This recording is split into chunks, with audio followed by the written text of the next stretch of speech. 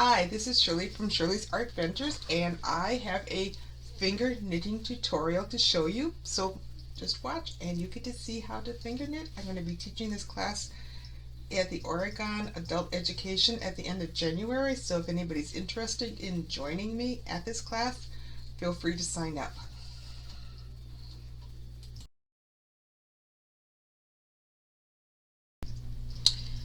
Hello, today our project is going to be finger knitting. I'm going to show you how to make this little swatch. This is the knit side and this is the purl side, and it's done with your index fingers, some bulky weight yarn, and a scissors. So let's get started. This first thing we're going to do, we're going to chain 7 using your fingers. So get our yarn ready to go, and we're going to make a slip knot loop. So you make that by turning your yarn around upon itself,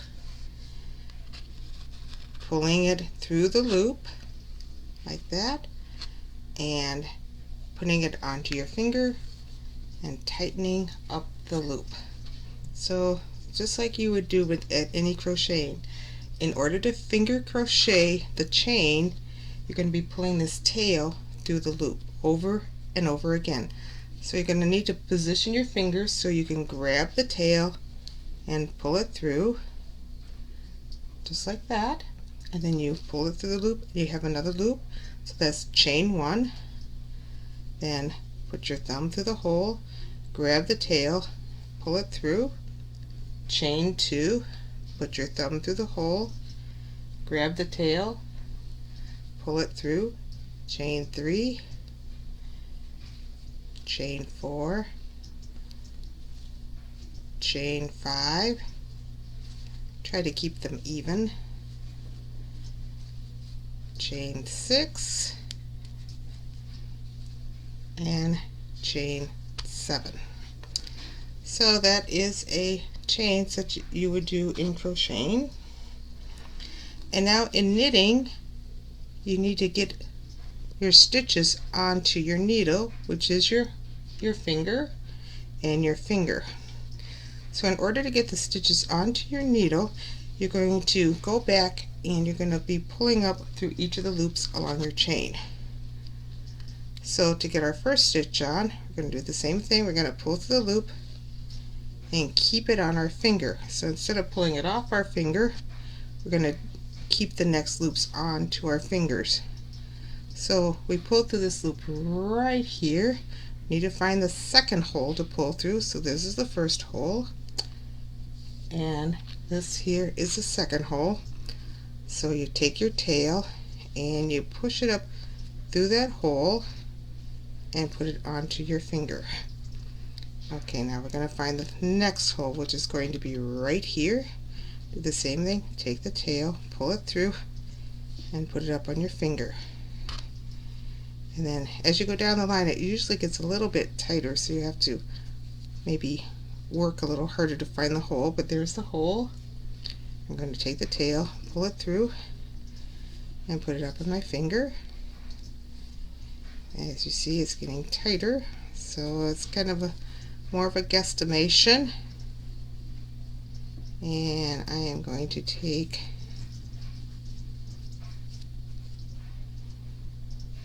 this hole right here and pull the yarn through. So the first row is always the hardest.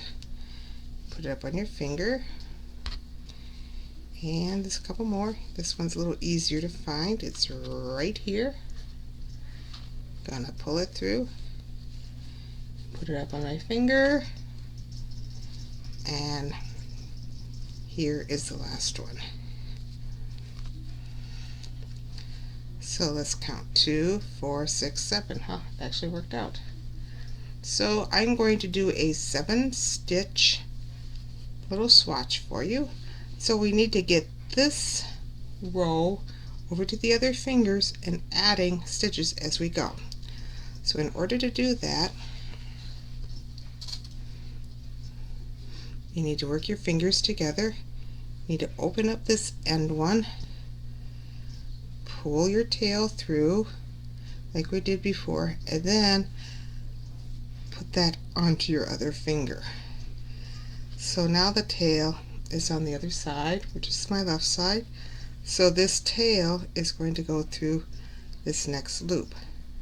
So pull it through the loop and then put that on your other finger. So the tail is here, still on the left side. The next loop is here. We'll open up that loop, grab the tail, and pull it through the loop and put it on the other finger. Tail always remains on the same side, so there's the tail, there's the loop. Open up that loop, pull the tail through the loop, and put it on the other finger. And you do that again. And try to keep the loops even as possible. For me, it helps to put my thumb through that, because then you can grab it more easily. And you got to make sure you got enough up there and pull it through. And here's the last one. And then you pull it through, and everything is on the other side. So I need to get more yarn here. So let's count again. 1, 2, 3, 4, 5, 6, 7. So we're good to go. So now we are going to go back. As you can see, it's a very loose knit, and that's because you're using your fingers and you're pulling through with your fingers. If you're using knitting needles, you could get it tighter, but this is very loose. So we just can't transfer a stitch. Just can't transfer. You always have to pull through. So here's your tail, here's the loop. We're going to go from this finger over to this finger. So we need to open up that loop, and we need to pull the tail through kind of the opposite direction. So it goes through the loop and it goes onto the other finger. So now the tail is going to be on the other side. So it's going to be right with me, it's going to be on my right hand. So we got to get the tail through this loop here. So we're going to take our other fingers, have to manipulate here, and grab that tail, pull it through the loop, pull up that tail, and put it on your other finger. So we're going to open that up a little bit. Open up that loop with your thumb and your first finger, pull that tail through that loop, and transfer that tail over to your other finger. Same with the next one. Always pull the tail through the loop and transfer the tail. You are not transferring the loop, you're always transferring the tail through the loop to the other finger. So use your thumb to open up the loop, use your thumb and forefinger to grab the tail and to pull it through. And then I'm using my other fingers to pull this tail up. And there we have. We transferred it over again. 1, 2, 3, 4, 5, 6, 7. So make sure you have enough for the tail. Oops. Oh, sorry about that. I just hit my camera. And now we're going to go back. Same thing. So I'm going to open up this loop. See how we opened it up? I'm going to take this tail and pull it through that loop and put the tail part on the other finger. So now the tail is coming off the other side again. We're switching sides. Unlike real knitting, when you turn it around here, we go back and forth. So we're opening up the next loop, pull the tail through the loop, and put it on the other finger. Same with the next loop. The tail, put it on the other finger, next loop, opening it up, pull the tail, put it on the other finger, next loop, opening it up, pull the tail through, transferring it to the other finger, next loop, opening it up, pull the tail through and transfer, and we're at the end again. See how easy that is? So that's the front side, and the back side is kind of the purl side. So if you do it the same direction each time, you're going to have it look like that. So I'm going to do a couple rows, and as you get better at doing this, you'll find the techniques go a little faster than just this tutorial one. So I'm going to find my next loop. Here it is. I'm not going to transfer it. I'm going to open it up and pull that tail through, then transfer. So now I'm working, my tail is on the other side again, so back on my right hand. So next loop, pull the tail through and transfer. Next loop, tail through and transfer. Next loop, tail through and transfer. Next loop, tail through, transfer. Next loop, tail through, transfer, and back at the beginning again. See how easy that is? This is a good project to do, like if you're flying. You can take it with you in the airplane. You don't have to worry about getting confiscated at TSA. If you don't want to bring the scissors, you don't have to, because you could just work on this on the airplane, and who cares about, you know, cutting? You can always cut it when you get to your final destination. But it's an easy project just to do while you're sitting there waiting for something. The issue you do have is you do have to secure the ends if you go someplace. So a good way to secure the ends is probably to just bring another piece of yarn along and just tie it through the ends, or loop your yarn through the ends. So I'm going to do one more row here, and then I will show you how you can loop your yarn through to secure it. So I'm going to transfer again, and I'll kind of pull it through and get it going to the next row. If you skip a stitch, you might have to take it out. It's not hard to take out, because we only have 7 stitches. I'd say you might be able to go up to 9 stitches on your fingers. After that, it's going to be harder. They won't all fit, unless you have really long fingers. If you have shorter fingers and you have less stitches. You can go with more of a bulky weight yarn than what this is. If you get it too bulky, it won't fit on your fingers. And it's not really called finger knitting.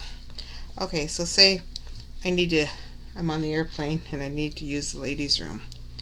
So what I could do, I could just take the end and just essentially pull it all through like this and kind of tie it off.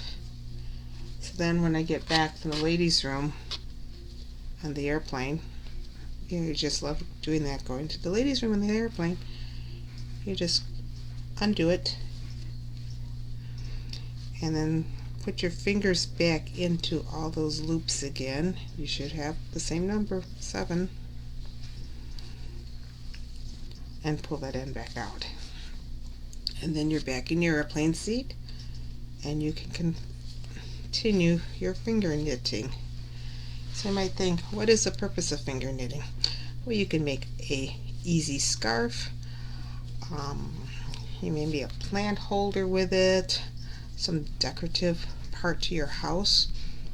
I'm sure there's a number of things you can make with your finger knitting. I've seen this done with very, very, very bulky yarn on a table, and they made a hat. Well, this is too loose to really make a hat, but I think it would work more as a decorative scarf. So you're at your end of your scarf. So then what do? You have to finish it off, and that's binding off in the knitting world. So So what we're going to do is kind of like crocheting then.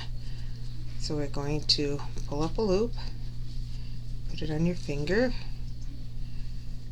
Okay, go to the next one, pull up a loop, and then pull through 2. Go to the next one, pull up a loop, and then pull it through the second one. So you're always pulling off what's on your finger. So we go to the next one and we pull that loop up and we pull it through the one that's on our finger. So you're getting rid of stitches each time. So you go to the next one, pull up the loop, and then you're going to pull it through the one on your finger. See? And then going to go to the next one, pull up a loop, pull it through the one on your finger, and then we have one more to go. Go to the last one, pull up a loop, and pull it through your finger. There, we have bound off. So to end,